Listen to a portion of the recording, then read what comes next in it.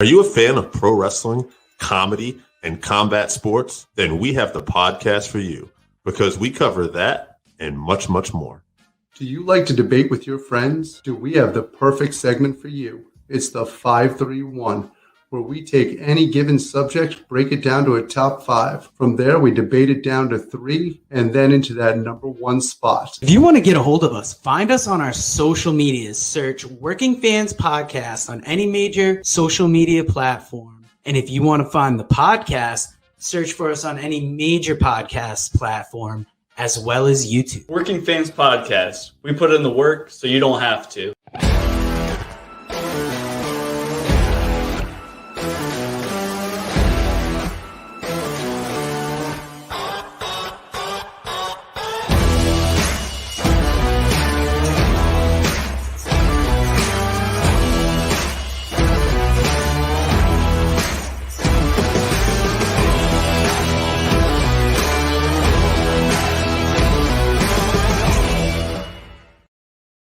Guys, welcome back to the Working Fans Comedycast, episode 47, and Happy New Year. We are starting the new year by reviewing comedy movies on the Comedycast. So today we brought in a special guest to talk Monty Python and the Holy Grail. But first, the show is brought to you by the Pro Wrestling Vault Volume 1. You can pick it up at WrestleVille.com or LanceByChance.com. It is written by Vinnie Barry, the man that wrote Lance by Chance, Wrestling is Von Erich, 2 very great books that you can pick up and give to somebody. Now, we are joined by Carny Usada. You might have seen him on the Comedycast. Man, they call Dave. How was your New Year's, guys? Where did this cat come from? Oh, no. That motherfucker. Watch out for him, man. I don't know. I've been trying to get rid of that gangster for years. I'm coming for you, cat. Cat. Now, guys, we are here because we're kind of starting a new format. The 531's got a little tough for comedy, so we're starting to talk movies now. And we started with Monty Python and the Holy Grail. It's kind of a comedy take on King Arthur and his Knights of the Round Table, embarking on a surreal, low-budget search for the Holy Grail, encountering many very silly obstacles. I got that description from imdb.com. Yo, so I was saying to you, Joe, earlier in the day, and Carney, I started to talk to you about it. This movie, everybody loves it. I'm kind of in the middle. Like, it's okay, but, like, I'm just not the super fan that so many of my good friends are. And, like, our comedy choices generally line up pretty good. We've talked stand-up, Chappelle Show, other stuff, you know. But there's something about this one, and I don't know if it's because it's the British comedy or what. I get it. There's a lot of subtle jokes. It's all in the delivery, it appears. But Carney, talking to you a little bit before this, you're kind of more of a super fan of this, and I just want to kind of start off, like, what is it that really draws you into this movie? First off, I want to say I appreciate you gentlemen having me on. I know I wasn't your first choice. Our friend Scott was supposed to be on the show. I know once he started recording, he had been sacked, and fortunately, he was replaced by this majestic moose. So yes, I guess you can say super fan of this film. I haven't watched it in years, but I probably still retain enough information about it that I can talk about it for longer than the film's runtime. So there's something about it. The short version is I first saw it as a kid because the guy that my mom was dating at the time had me watch it when I was like under 10. And when I'm, let's say, 8 or 9 years old, I don't really have a good grasp on British comedy or comedy in general. None of the jokes landed. I didn't understand it.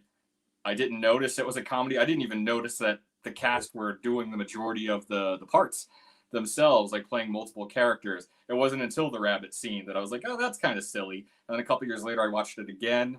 And then one night I was watching Flying Circus. I'm like, hey, I know these guys. And then it just kind of went from there, where the more I watched it, the more I picked up on stuff. I'm sure we'll probably talk about it throughout this podcast. There's a lot of really brilliant stuff that happens in the course of that movie. And I don't know what you guys have planned for a format, but at some point I could probably even talk about what makes it special in terms of its presentation. But there's a lot to get into that I can't just cover as like, oh, I like it because like it doesn't fit the typical comedy format because of, you know, X, Y, Z. I know that Joe had mentioned that it was this take on King Arthur and his court. At the same time, we're talking about really intelligent actors. There's no reason this comedy troupe should have happened. You had Graham Chapman, who turned down being a doctor. You have John Cleese, who is studying to become a lawyer. And these guys were part of a comedy troupe that weren't afraid to just be completely silly and over the top and poke fun at themselves and make this really silly thing where it's timeless because the jokes, it's not so like you can watch these old films that are based on, let's say, you can watch a film that's based on King Arthur and it could be very dated. But then you watch this and the jokes are just so timeless that you can watch this like another 45 years from now and you're not going to have to explain to some child like what the reference, the source material is. Like they obviously studied this, they know what they were talking about, and they didn't take it too seriously. And that's why I love it. Yeah, I have to say, so one thing that clicked with me when watching this the other night was the swamp castle scene. The kids in the castle, and he wants to like sing, and his dad won't keep cutting him off. But there's little parts in there where he's talking to him, and he accidentally just calls him mother, and he's like father, and he's like, and then like the dad would like not say his name right. It was that kind of subtle humor. That was the stuff I really liked about it. Like I really enjoyed that scene. I did like where he's coming in stabbing everybody, and then he's yeah, fuck it. Sorry, I coughed. Like, and then they're like just kind of like nonchalant. We're like, oh, don't worry about that, and I don't know. That was like one of my favorite scenes in the movie. Joe, did you have like a particular favorite scene from this or? Well, I'll get to favorite scenes in a little bit. I want to bring up a couple things because, as you guys kind of said, it kind of falls between people being a big fan of this movie and not. And on Rotten Tomatoes, it got a 97% on the tomato meter, a 95% in the audience score. I'm going to get to people's comments later, and you're going to see most people love it. Some people didn't. Now, because Carney brought up how each person played various roles. Before I get to that, George Harrison actually said that he felt Monty Python was like the spiritual successor to the Beatles because Python started when the Beatles ended and just kind of the spirit they brought to comedy. Now, looking at the movie real quick, Graham Chapman played King Arthur, the voice of God, Middlehead, Hickoff and Guard. John Cleese plays the second Swallow Savvy Guard, the Black Knight, Peasant number 3, Sir Lancelot the Brave, a taunting French guard, Eric Idle. Like these are the main Python cast members. Dead Collector, Peasant 1, Sir Robin the not quite so brave as Sir Lancelot, first Swamp Castle Guard. Terry Gilliam, the director of the movie, is playing Patsy Green Knight, old man from Scene 24, multiple roles. So these guys really, they were all involved in creating this thing, which is wild. And a thing that should be mentioned is, if I remember correctly, again, I'm full of useless movie trivia. I've often told people, well, not necessarily related to movies, my trivia knowledge comes down to, I've told people in my family, I'll never remember your birthday, but I'll never forget the code to jump straight to Mike Tyson and Punch Out. So the same can be applied when it comes to movie trivia. You could probably just bring me to a bar and I know the most obscure movie facts. So with this, from what I remember, and I could be wrong on it, but I believe that for the most part, Terry Gilliam allowed the majority of the cast to do the scenes that they wrote. So like if this was your idea, this is your scene. And he had a lot of control with that. And of course he butted heads a lot with people like, I can't remember if it was mostly John Cleese having the problem with Terry Jones or if it was Terry Gilliam, where it's like you have this guy that was essentially part of your gang, your troupe, but now you kind of have to answer to him for things. And Terry Gilliam was so used to doing just the animated stuff that now he takes over in this movie, and now he has all these ideas, and he's very precise, and like everything has to be done this way.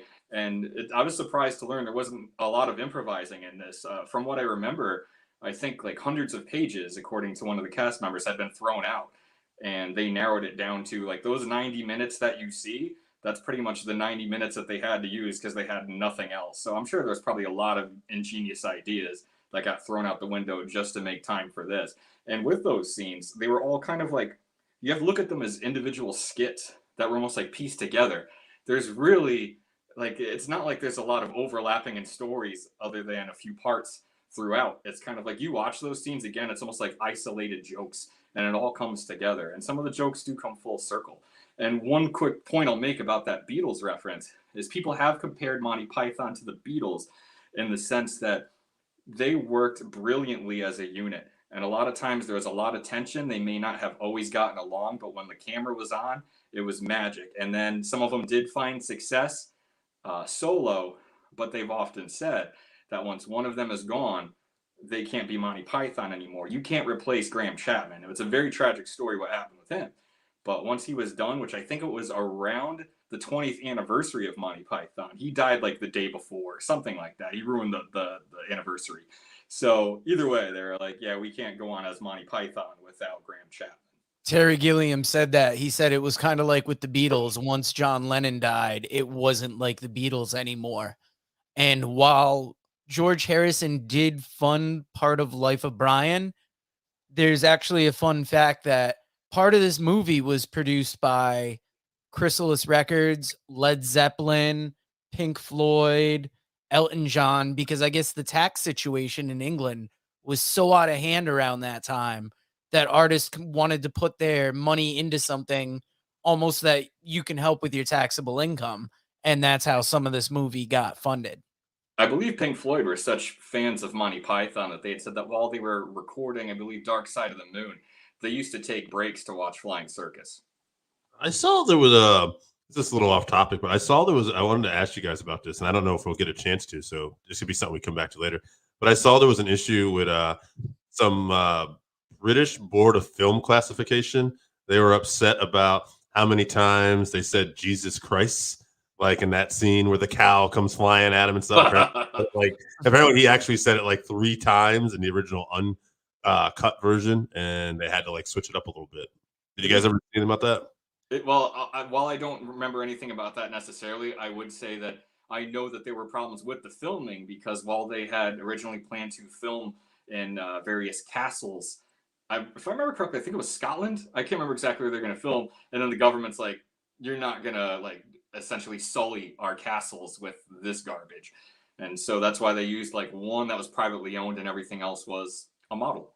Cardboard.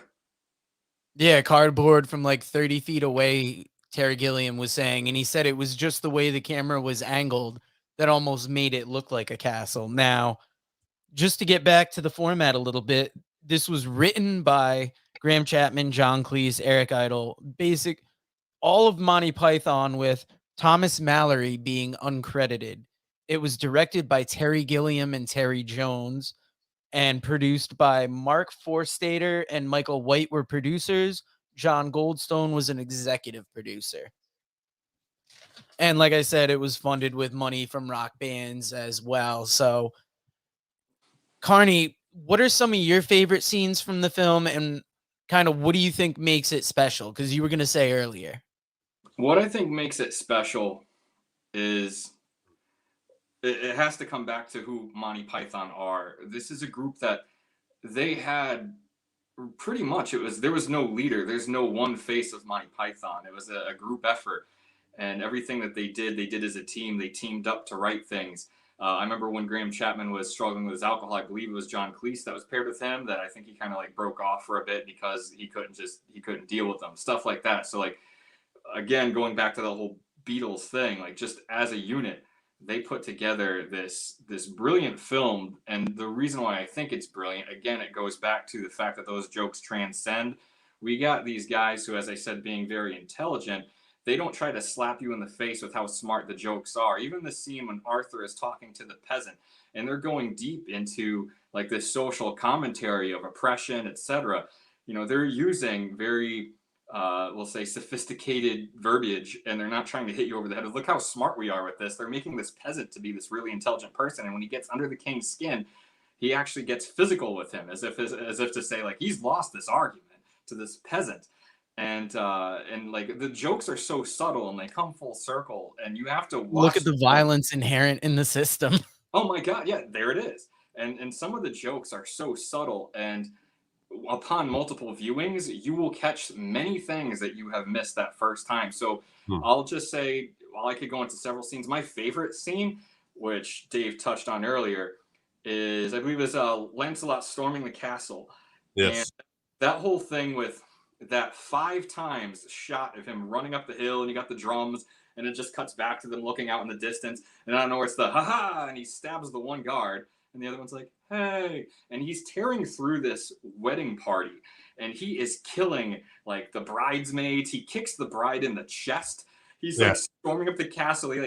He cuts down the dude that has a basket of fruit on his head, and so just even the dialogue that when the father comes back into the scene, and I don't remember the quote because again it's been a long time, but he says something to the effect of, you murdered the bride's dad. And he goes, I didn't mean to. He goes, you put your sword through his head. And he goes, oh God, is he going to be okay? Like Good. there's so much funny stuff in that scene because it's so absurd and ridiculous and over the top. I mean, everything from even when was it Concord, where takes the like, even when, all right, we'll have to go back to when that like feeble prince dude, when he just like scribbles on a piece of paper and like quickly fires the arrow out the window and it hits Love that guy. Concord in the chest, and it's like this fully written note of help, I'm being held captive. Right. And the whole thing with the father, like with the bride's dad, who he's not quite dead yet, which is one of those lines that's just frequent throughout the film. And then like just when he thought he was going to recover, he felt the icy hand of death, and then they killed the bride's dad. And obviously he had the ulterior motives for wanting to have his son married off, but it was just such a stupid scene. But I could go into more. That's my absolute favorite scene of the film. It's interesting. I was doing this real quick. I was doing this while we were talking. I was like, I'm just curious. Just a quick Google search. So I Googled like Monty Python Holy Grail, and I said, I'm gonna just click on news to see if anything's happening. It's such an old movie, right? Like, what's going to be new? And in the last 3 weeks, there was actually an article on looks like Game Rant, and just somebody recreated in Minecraft the famous French taunting scene. So like people are still like doing stuff and copying this stuff to this day. It's still very relevant, and I think that's pretty interesting. It's an influential film, and just to make one last comment about that scene, I believe that using the same cut of him running up that, like charging up the hill in the distance, I think that was supposed to be a joke about film editing. But yeah, there's just way too much that I could praise about that film. It's just so didn't follow the format of, like, if you gave that film to a studio now, there's no way they'd be like, yeah, you can shoot it like this. It's not like it follows the beginning, middle, end. It's absolutely stupid, and I love how stupid it is. Yeah, just look at the beginning. They had that cold open, which looks like it was used stock footage of an old movie. And then it goes into this really weird credit sequence where it's credits, but they're running a subtext of like Norwegian subtitles underneath it. And that was done literally because they had run out of budget on it, and they were trying to do things to flavor it up. So they gave it that almost Swedish type feel. And then it just descended into the wild colors. And then if you look at the end of the film, there's no end credits. The film just ends. So a point about that, when it comes to the budget, I think the budget played into a lot of those things that happened during the film. The coconuts to replicate the sound of horses. It was an old radio trick that they used to use. That's how they would make those sounds of horses galloping on the radio. So because of the budget, they're not going to have horses in the film. They had like no money. So that joke turned out to work really well. Even the end of the film, those armies were essentially just extras, I think, from a school, and then the film extras. And to have it just end before they can actually have a battle scene, I think that was also just a budgetary thing, but it kind of worked. And I could talk about the ending at another point, but I think there's a really interesting fact about, I should say, just a new way to look at it, where I used to hate the ending, but now I kind of appreciate what I think they were actually doing. Well, tell us about it right now. All right, so here's what I'm thinking is, and I could be wrong, but the way I look at it as, you would watch this film throughout the whole time thinking this is a period piece that's supposed to take place perhaps in the, they've narrowed it down to somewhere between the 900s to, I don't know, I should say 900 AD to like 1200 AD, 1400 AD. At the end of the film, you have a cop car.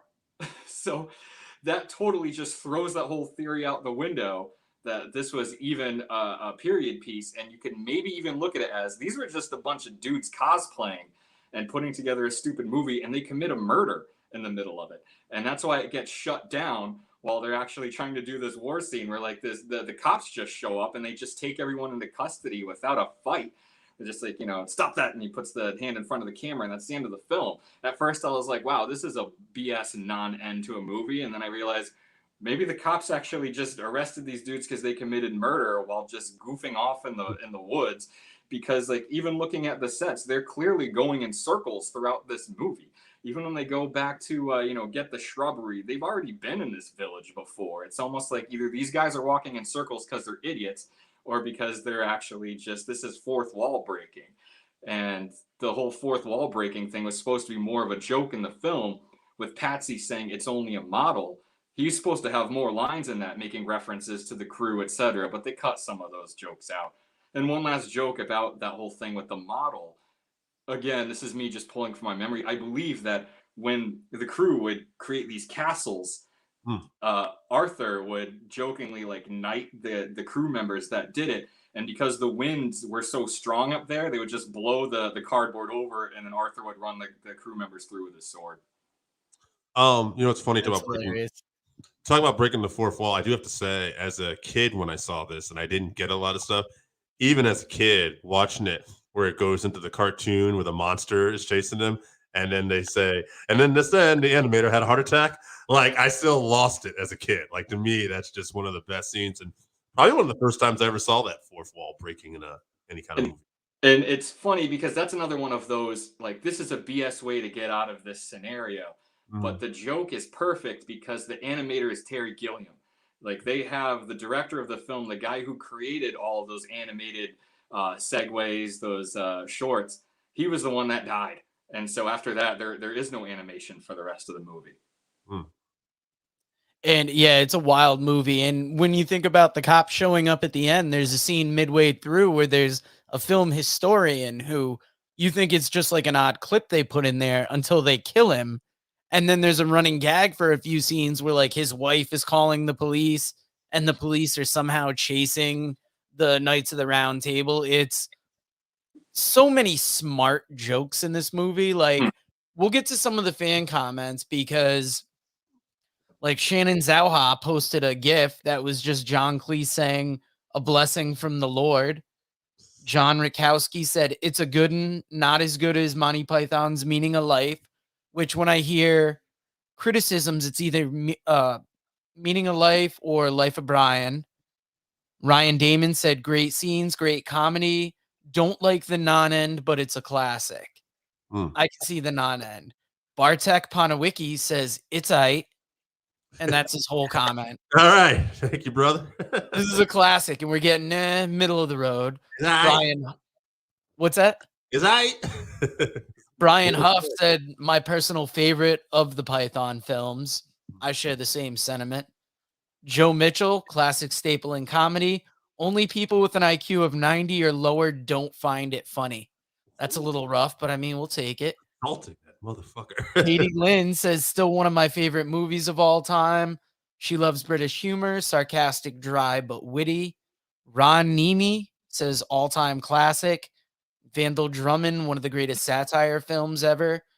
Lonnie Smith says, meh, quotable, not exceptionally funny.